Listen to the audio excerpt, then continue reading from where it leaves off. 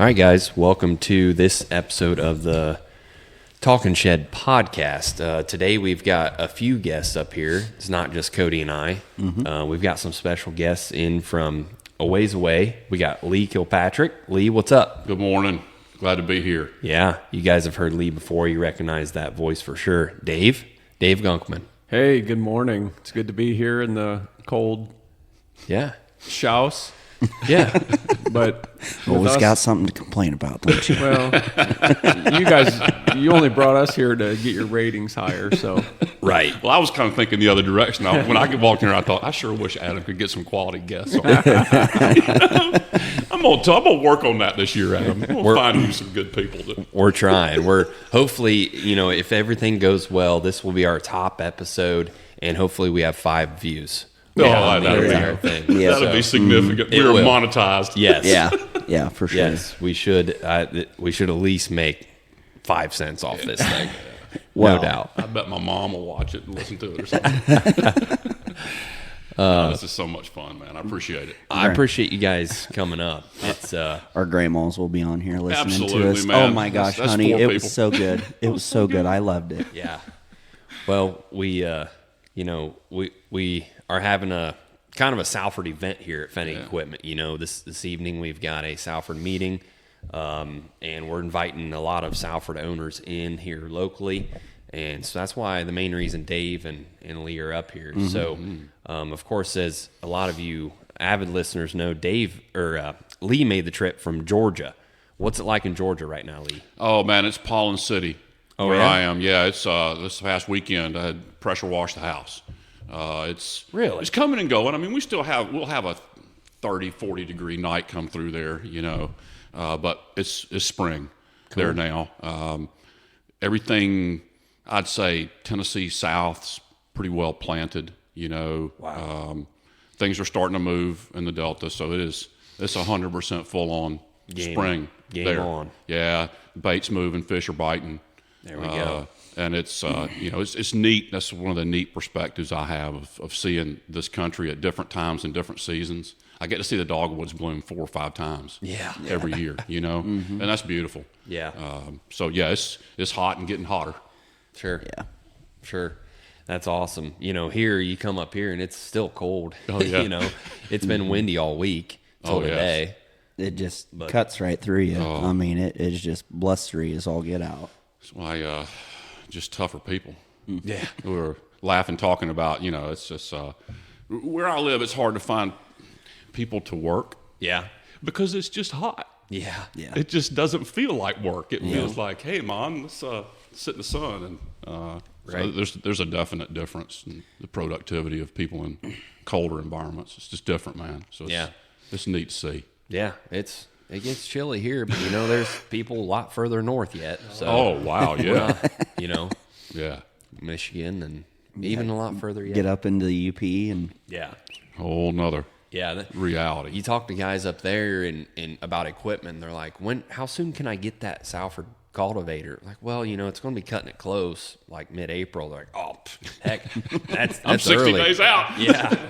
And it's like, oh, okay. They're like, I'm going to plant beans May 30th. I'm like, cool. Yeah. That'll work. all right, we got plenty of time.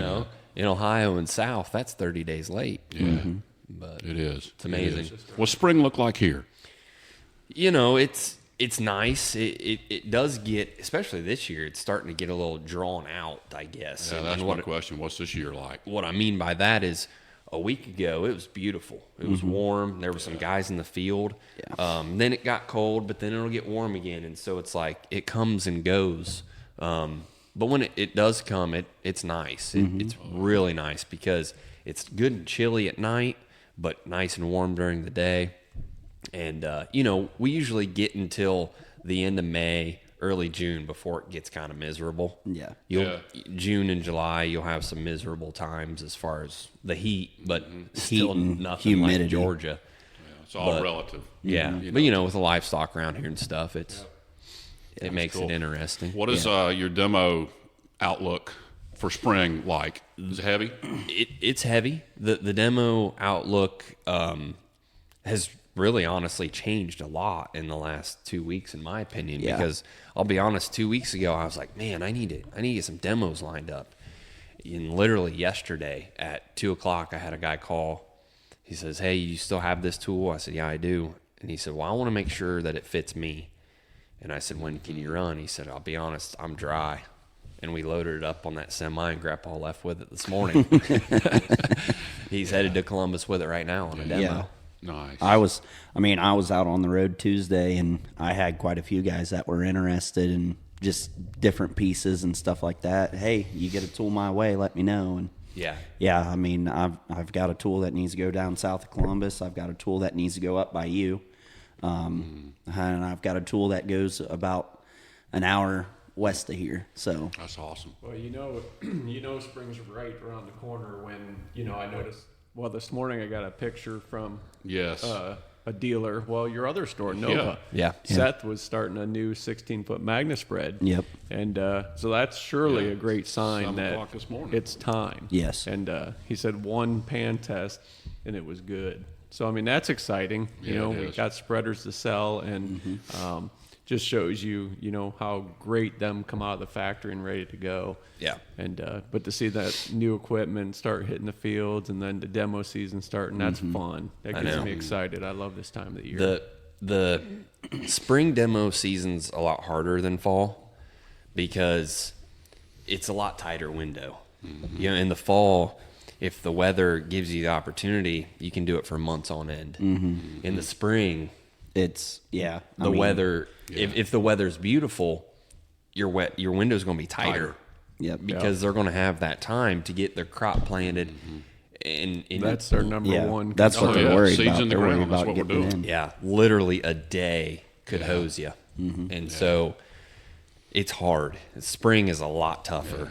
So than you're fall. saying better get some of these demos out and staged right now. They need because to be staged. actually there's going to be some that are like today ready to roll. Yeah, they need to be staged, and we're going to do more of what Cody and I did about 12 days ago. We whipped out that 1224 and took it down to my place. It was barely dry enough. I mean, we were making tire tracks, but we ran it, and we shot a video of it.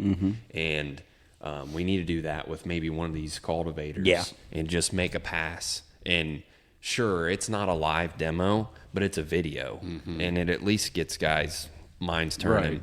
We're going to have to do more of that, in my opinion, to really get things going. Because demos are great too, but even those you struggle to get real good video on because you're focused on working with the customer and making sure that tool's set right. At the end of the day, you're pulling that tool back home, or you're on your way home and you're like, shoot, I didn't even video what I did. I didn't even show the great job we did. And if you don't do that, well, then you might as well just stay home. Yeah. It's tough because, like you said, you're so worried about getting that tool set, and 9 times out of 10 you're riding in the cab with the guy. Yeah. And so you don't even. It's like the last thing that's on your mind to get a video of that tool running out in the field, and it's just tough to balance that out because you want to satisfy the customer at the end of the day and make sure that the tool ran sufficiently for them. And you hop in the truck and you're like, I didn't even video it running. You're in selling mode to that customer you're Mm-hmm. with at that time. You don't think about at that time, well, if I take a video, this goes out to how many hundreds of potential customers, So, I mean, it's just, we get caught in the moment, but you still do a good job of getting videos any way you can. You do a great job of it, but the reality is, and I've learned this the hard way, that there's marketing and there's selling. And if the marketing needs to be done, marketing people need to be there to do the marketing filming, and salespeople need to do the selling. Back in the years when we were trying to do both, actually we did neither. Yeah. Well. Yeah. We came out with, anyway, that's kind of my current take on it, is the two are really hard. And my expectation is not, it was for a long time that, man, why are you guys not, well, go do the work, Lee, and you'll know why. Yeah. And it just, the two just, occasionally they do, but really you kind of, I applaud your effort because you have to set out to create marketing media on its own to end up with a good product. Right. Yeah. Mixing it with other things, it's okay, but it just doesn't get where that's a really good realization and a fine choice. Yeah. You can use that. You do good, good video, that can be used in for multiple uses. Oh man! You put any kind of words on top of it, anything else on top of it. So yeah, that's a smart thing. Oh that's yeah. a good thing. Yeah. We try to make more and more videos all the time, but it was what we're gonna have to do this spring. We're gonna have to whip out tools, take them down to my place, and get them dirty. Yep, that's cool. So, but yeah. So we're gonna talk a little bit of spreaders, quick. Okay. I'm putting together my presentation for tonight, and I did punch in the cost and use. I've got that thrown in there. Okay. Let's talk a little bit with guys about how a spreader can make them money. In today's times, we're going to focus on ROI products, something that can make a guy money. And when co-ops are charging maybe $13 application rate, guys are wanting to save money on that and also buying their fertilizer. So how can they leverage a new spreader? Let's say we take either a 16-foot Magna or a Liberty, one of them two, and just dial it in on how a customer can justify that. Okay. There are ancillary reasons and there are real pragmatic reasons. We'll do a few of each. And ancillary, a pragmatic is a timing. Timing is everything, and everybody knows it. Sure. So everybody can't be at the right time at the same time. Yeah. There are choices that application companies have to make. And it's one of the initial things that got me actually into this job is my father and I searching for co-op. We didn't have enough. We weren't the big dogs, but we were big enough, but we just never, the timing was terrible. So therefore our yield was always sacrificed. Yeah. So that's a big deal, timing. The way that a guy can do it from a pragmatic economic is that it has a break-even period. You're not now paying an application fee. If you simply compare it, a 1,000-acre farmer, depending on his economics, can break even with that 16-foot Magna spread in 2 to 4 years. In other words, the payments he would make, he is now making to himself. At the end of that period of time, he owns a piece of equipment that he's used for arguably the top 3 things in my mind on a farm are how you plant, how you fertilize, and how you harvest. So the thought that I should farm out 1/3 of my entire operation was kind of hard for me to get my brain around. Yeah. That I wanted this big, if this is a pie, there's 3 pieces and I don't even own one of them. So that's kind of a big deal to me. Yeah. There is a curve, man. And I tell guys that get into it that you're now going to do a job you haven't been doing. Yep. So there is a curve to get into it. So don't expect it to be just, you got to learn. But once you learn, you'll never, people never go back. That's the other interesting piece of information I provide guys is go look for a used one. Yeah. You may find one. So economics on the farm, my own control of an important task, my own ability, ancillary, and it happens pretty much every time as guys are able to negotiate their fertilizer prices down a little bit too. That's a big one. That's a big one. Their confidence level, my confidence level when I started applying my own fertilizer went through the roof. I was completely comfortable that I had done the best job or a better job than anybody I could hire to come in and doing it. So there was a confidence and a joy in my ground that it gave me. So it's economics, it's timing, and it's yield. The goal of fertility is to have the worst piece of the farm operating as well as the yielding the equal to the best. That's the promise of variable rate. I think people confuse it a lot. Variable rate is not necessarily a savings. It's an investment. But when you do it and you change that yield, now you're winning. Right. So that's the view for me, man. Yeah. Anything you want to push in on? I know you know a lot. I'm sure I missed. Well, we could talk day and night about, the quality of the spreaders and all that, but I do think you hit on something that we don't cue in on enough, and that is that confidence level.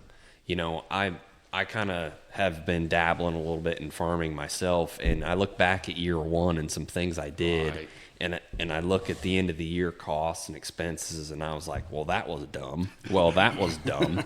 And then you think about, why did you do that? I did that because I thought that's what you needed to do to farm, right? You had to do this and had to do this.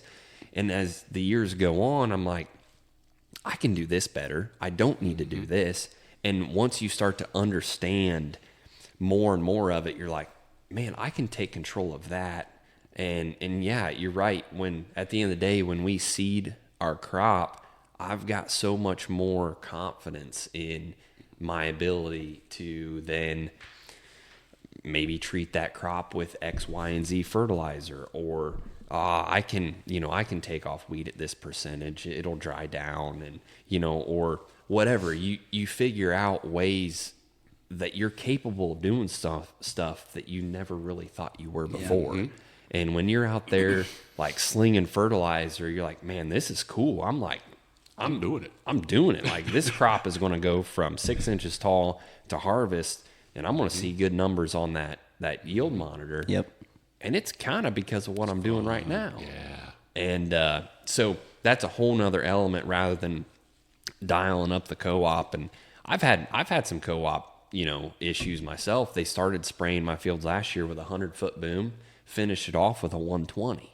Well, that don't work in soybeans. Yeah. So, sometimes, you're going to run into that too. Whereas now you can just take control of it and that timing. So there's so many good reasons to own your own application tool. But I also run into this, Adam, and I want to throw this out there for your listeners. I run into guys who are very well served locally. Yeah. Very confident in the agronomy that they have.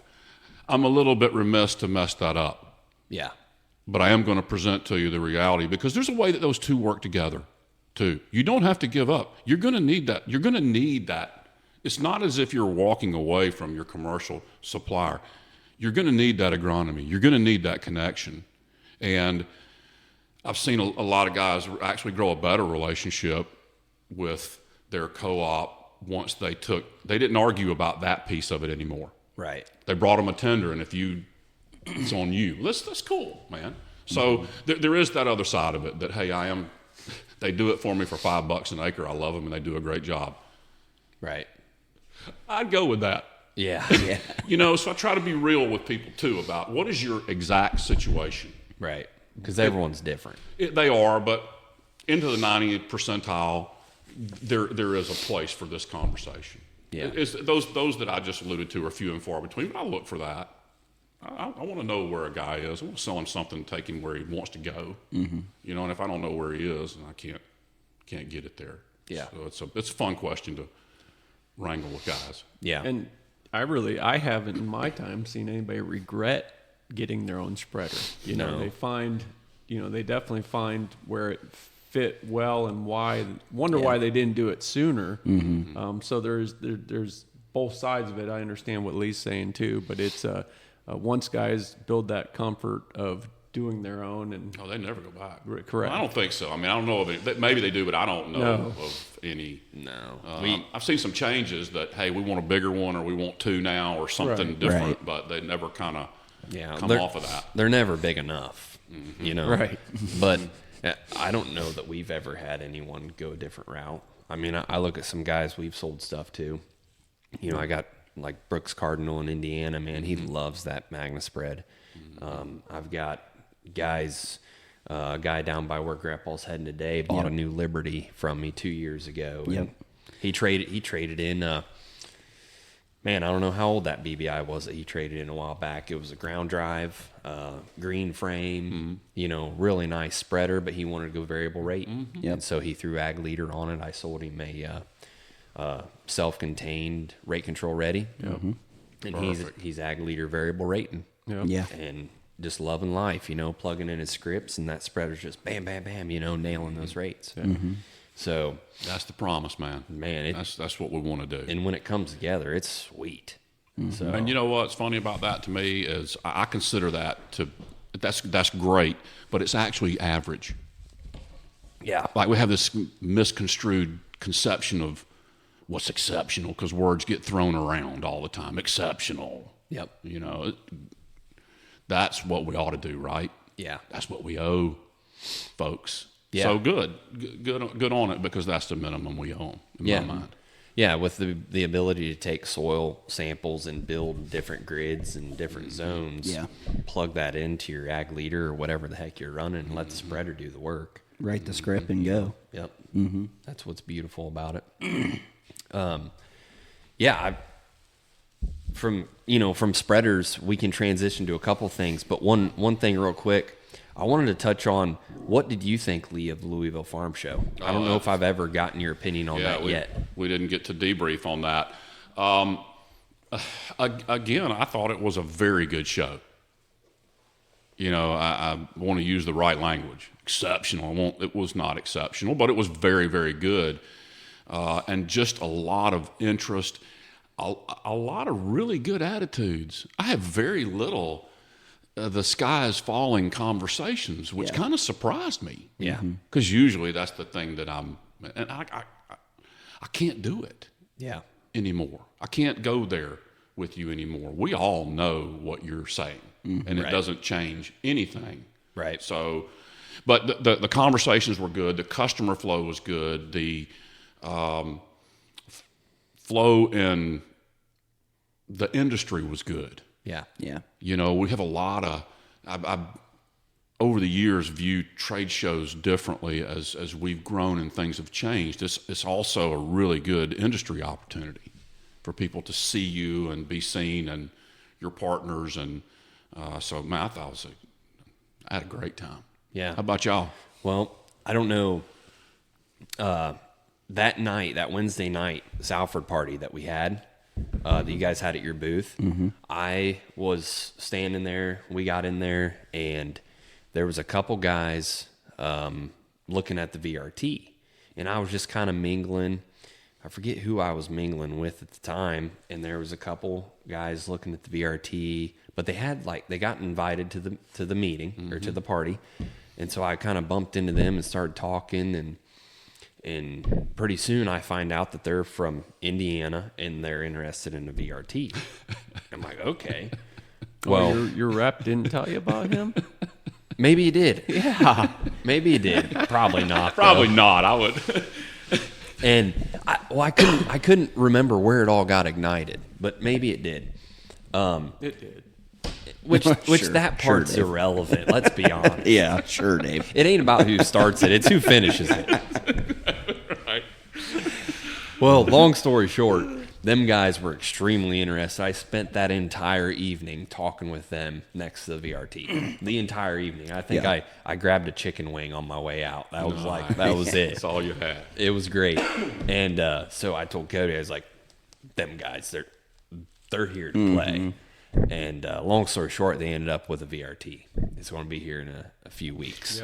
30-foot VRT. And I was like, so out of that party, so I told Dave, if you ever need to put an ROI on that deal. Yep. Man, I love hearing got that. it. Yeah, I love hearing that because that's the stuff that turns the corner. Oh, yeah. Right? That finishes the drill. It did. Because you closed that off, the week after the show, I think you got it done? The show ended on Saturday. Yeah. Monday or Tuesday Yep. it was done. Yeah. Awesome, man. That's the promise. Yeah. And I think this fall they're going to add a cedar to it too. They're very interested in that. So Yeah. that was fun. I appreciate Because that. that's what we were really holding up on was, well, were we going to throw cedar on it right away or not? And Yeah. And we had that tool on order, right? Yeah. We just had to convert it to retail. Yeah, and add the heavy-duty baskets to it. Yeah, that's right. Mm-hmm. So yeah, that was fun. That was fun. That was one of the highlights of the show. So Yep. yeah, For sure. For us, when you have customers going there that are interested, and then they see the Salford booth, talk to the Salford guys, and it just builds and builds and builds, and then they come for hors d'oeuvres and mingling, and they see Larson's and they see Users. Ivers. They were because they're from Indiana as well. And that all just builds, and it builds to a point to where there's nowhere to go but jump. Right. You know what I mean? I mean, it's like we have built you collectively between you and the Salford booth and the dinner that you just ate. You are to a point where you have no choice but to jump. Right. Because it's like you are sold. It's what you want. It's what you need. You've been down the rainbow road of all the other Kraus and different breeds. and now it's time to bleed red. And it came to a point. Well, and if it didn't work, there wouldn't be anybody at dinner tonight. Right. Yes. And there will be a lot of people at dinner tonight who are specifically just Salford Pfennig customers. Yep. And it's going to be good. Yeah, it's fun, man. This is like the best, because there's a couple of parts of the year I really look forward to, and this is one of them. Yeah. It'll be fun. It's good. Every year it's good. I was looking at the pictures from last year. I just believe it's been a year. Yeah. Yeah. Year this week. You know, it's March 30th. We were here. Okay. Was it? Year. Yeah. Okay. I was wondering about that when we had it last year. Yeah, because this is really cool. I shared this with Dave this morning. I said, well, what am I going to talk about? I got to talk to, company here. So I found these notes that were dated March 30th of 2023, and I read them, and I said, oh, my God, this is solid gold. I'm going to tell them this. Okay. So I get on the plane, and I thought, well, for some reason, I'm going to look at pictures. I want to go back and look at where we stayed last year. The date on the picture was March 30th. I was about to walk in here and tell them exactly what I told them last year. So 5 a.m. yesterday morning, I'm like, oh, well, you need some new material. Yeah. Because somebody, at least half of them will recognize that they already heard this. Yeah. Right? The other half weren't listening anyway. They were asleep. So I had to come up with all new. So it's fun, man. I love doing it. It keeps my knife sharp. It keeps me moving, because obviously since that point in time, I had not written an intellectual document of any kind that could be used in any context. So that was a wake-up call, because that was one of my habits. So it's good, man. The things you get to do, they sharpen your knife. Well, the listeners aren't going to be able to listen to it, so why don't you walk us through what you are going to talk about? All right. So everything that I really ever have to share that's worth sharing is from a place of pain and failure, not ego. 2016, so I went back and in the notes on my iPhone throughout years, maybe long time, I write to myself. And I try to write to myself once a year, because every year there's a struggle that I'm going to try to wrestle to the ground. In 2016, it was time. We were down in salespeople. Business was up a little bit. It was just kids were, I guess I was 50 years old. So I'd had 2 in college, paying big bills, running hard, and time. So I began to study. And this is what I do, Adam. I go back and I study, and I find I'm a copycat. I'm a classic copycat. I go back and I find what the successful people in this realm of their life have done, and then I try to mimic it. So December 2nd, 2016, 10 a.m., and this is kind of a debrief from the year. Time is precious, the only real commodity we all trade in. So how do you use it? Do you use it wisely, wastefully, randomly? Do you plan your time? What are the habits of successful people who are high achieving? Do we, or most importantly, do you have a system for it? So when I studied these people, I found 12 things that they pretty much all did. Number 1, prioritize. What are your priorities? Complete the most important tasks first. That's a hard one, because there's things that seem important, and there's things that, what is important? So that's the hardest decision. What is important? And do that first, no matter what else is on fire. What is most important? Do that first. Number 2, when you do this, devote your entire focus to it. These, number 2 and number 3, are really my heel. And if I do these 2 things, then I'm successful with my time. Devote your entire focus to it. This spreadsheet is all that matters. Number 3, set a time limit to finish. So what I do is I give myself, like doing a contract, I give myself 40 minutes to write a contract, and then 10 minutes to stare out the window, because you need that time too. So set a time frame for your task. Don't think of the totality. Focus on the moment. Number 5, learn to say no. It's a really important one, y'all. Really important. And it's hard. But learn to say no, not now, or yes, like this. That's not a no. Yes, I can do that, but I can't do it until Monday of next week. Right. That's how I handle that no with my, if they can't handle it, they'll tell me that most of the time, that's fine, it's just fine. So it's not about maybe learning how to say yes differently. Number 6, start early. Number 7, sleep enough, 7 to 8 hours. I cannot underestimate to you the value of that. Eat right and exercise. Number 9, shut out distracting things. Own your time. Number 10, find time for stillness in between tasks. Number 11, eliminate non-essential and non-goal achieving tasks. The best story I can tell you about this is one that one of my guys told me about, an upper level case executive who had a trash can right beside his desk.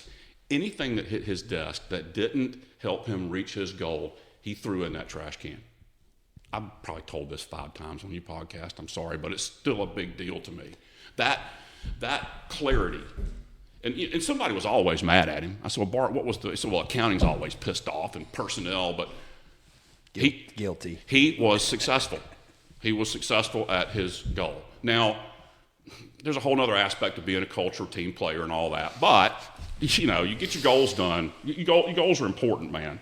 Eliminating non-essential. And then really the purpose.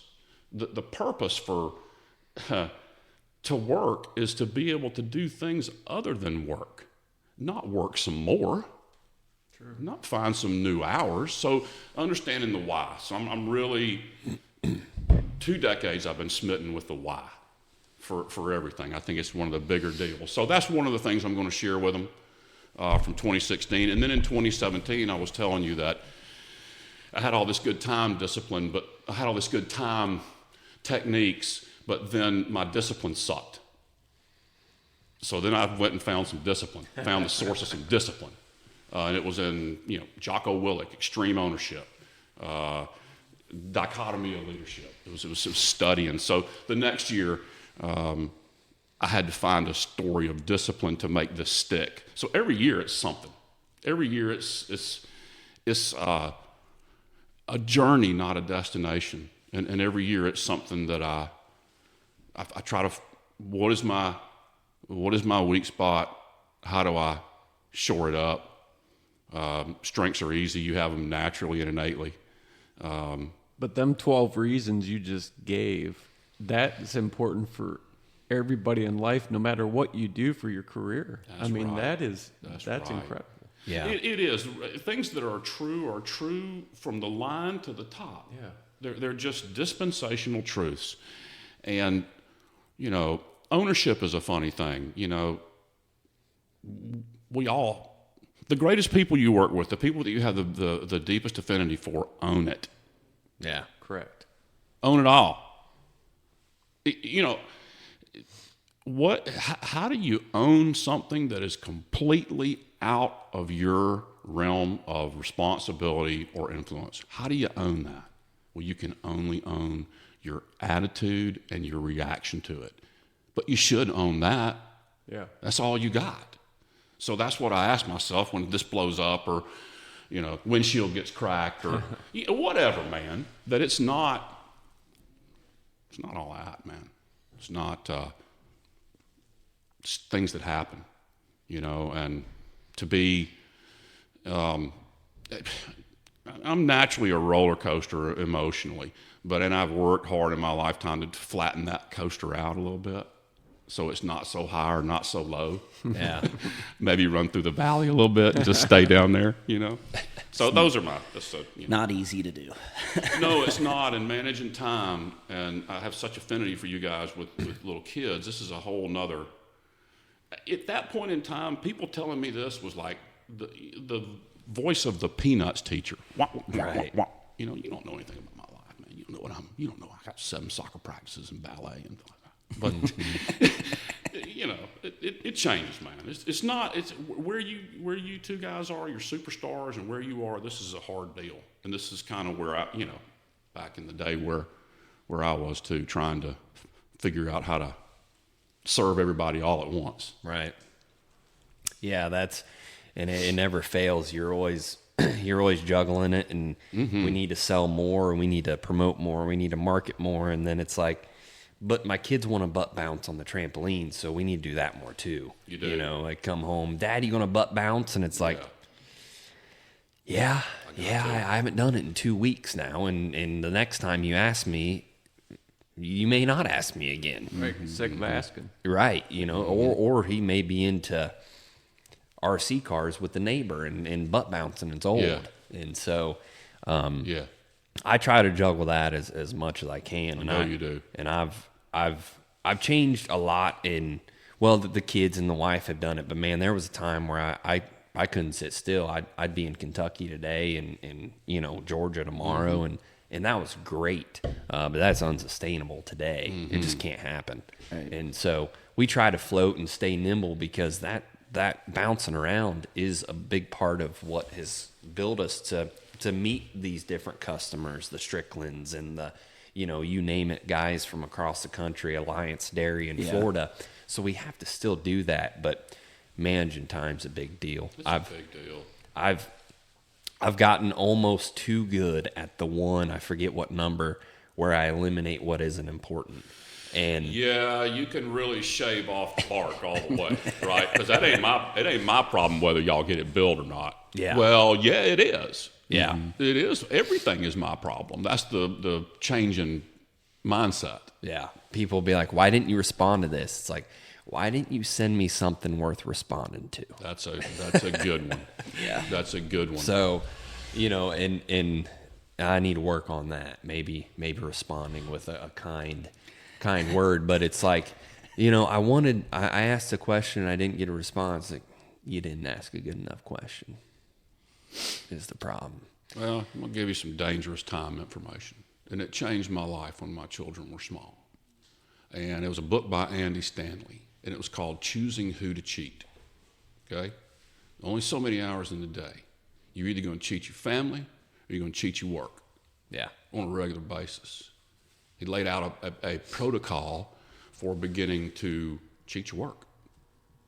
When and how and who. And I programmed that into my life. And to this day, I know it forever changed my relationship with my children.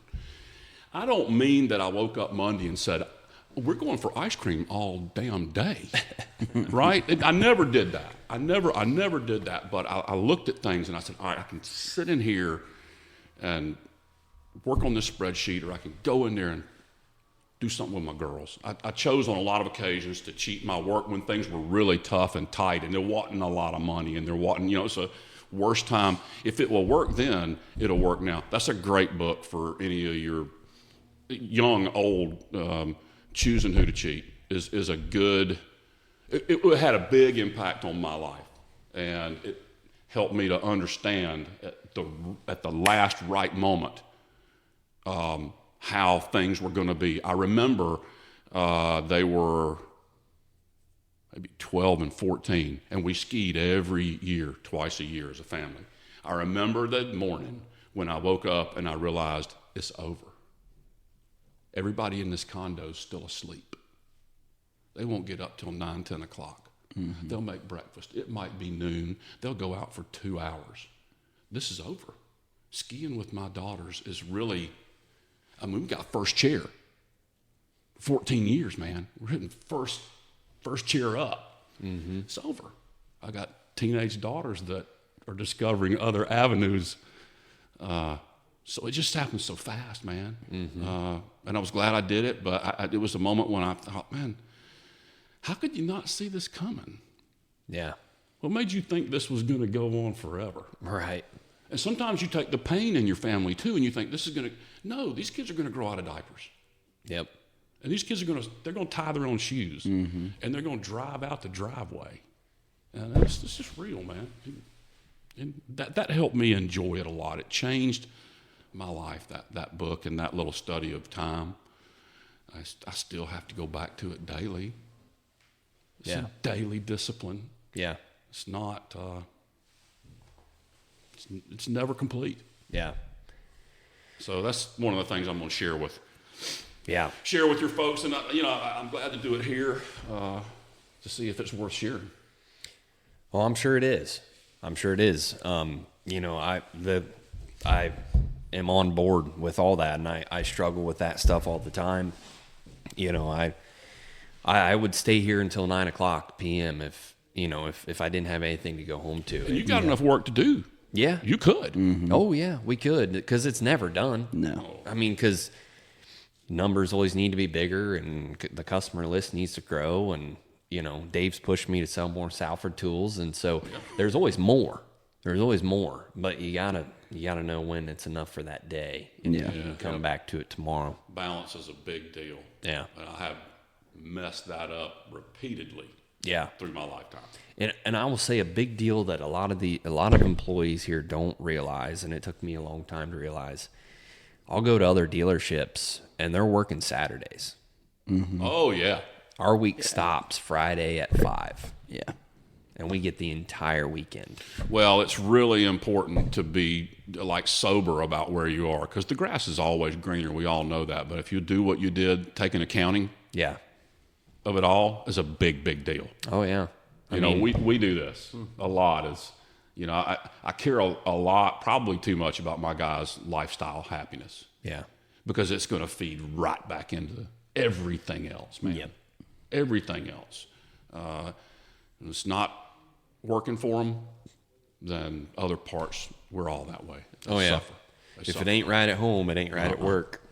And I talked to a lot of guys who are like, I'll go in there on Saturday and try and sell this thing. I'm like, I'm going to be fishing Saturday morning. What you need to be doing, man. Yeah. You're doing exactly what you need to be doing. So, and then they end up working till 2 on Saturday. Yeah. I remember growing up, Dad worked every Saturday. Yeah. He wouldn't get home till 2 o'clock. Mm-hmm. I'd wake up, and you know what I would do until noon? Probably watch cartoons. Yep. Waiting on Dad to come home so we could go down to the farm. Today, boys are like, I'm making the eggs. No, I'm making the eggs. You make the bacon. Kick ass. And then it's fishing. Mm-hmm. And that's what we're going to be doing. Stuff. So that's very important. I appreciate you doing that. I appreciate you guys raising the next generation of good folks. It gives me a lot of confidence. People say, but I know a lot of people raising a lot of good kids. Yeah. And I know it only takes one. Yeah. Mm-hmm. Yeah. Well, we try. Got a bunch of yahoos running around. You saw that last night. Bunch of Indians. But that's beautiful, man. Well, we've got to keep moving, guys. Yep. We're going to go do a couple farm tours, and we appreciate everyone tuning into the podcast. And this was a great one. And Lee, Dave, thanks for your time today. Thank you. Thanks guys. for coming up. It's an honor. Yeah, we appreciate it. Thank you to your listeners. We'll see you guys on the next one. Yep. Adios. See you guys.